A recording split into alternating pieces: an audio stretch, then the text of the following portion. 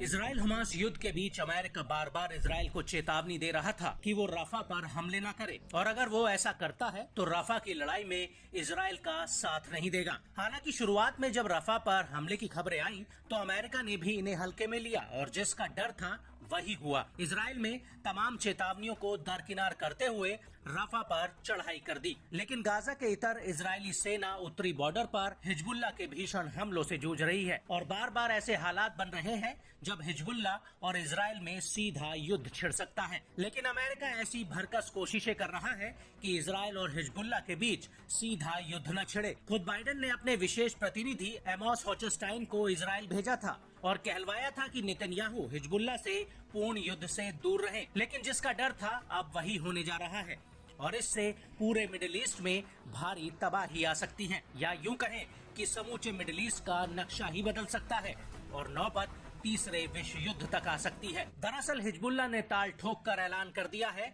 कि वो इजराइल के साथ आर पार की लड़ाई के लिए तैयार है। हिजबुल्लाह के प्रमुख हसन नसरल्लाह ने अपने एक संबोधन में इसका ऐलान किया है। यही नहीं, उसने साइप्रस देश को भी चेतावनी दी है कि अगर उसने इजरायली फौज की मेजबानी की तो अंजाम उसके लिए भी बुरा होगा। नसरल्लाह का कहना है कि अगर इजराइल ने उसके ऊपर युद्ध थोपा तो हम बिना रुके, बिना किसी नियम के जंग की सारी सीमाओं के पार लड़ेंगे। हिजबुल्लाह का यह भी कहना है कि इजराइल में उसकी मिसाइलों और ड्रोन हमलों से कोई भी सुरक्षित पनाहगाह नहीं बचेगी। वहीं हिजबुल्लाह के साथ बढ़ते टकराव को लेकर लगता है इजराइल ने उससे सीधे युद्ध करने का फैसला कर लिया है।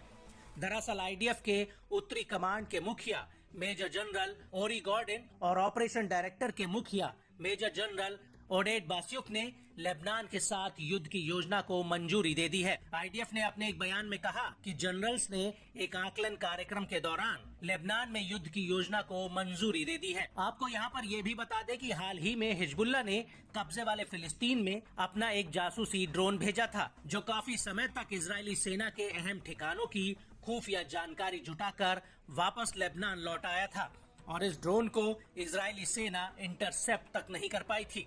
और इसके बाद हिजबुल्लाह ने कहा था कि अब उसके पास आईडीएफ के अहम ठिकानों की जानकारी आ चुकी है और हिजबुल्लाह ने ये भी कह दिया है कि अभी उसके पास ऐसे ऐसे हथियार बचे हुए हैं जिनका युद्ध के मैदान में इस्तेमाल किया जाना बाकी है।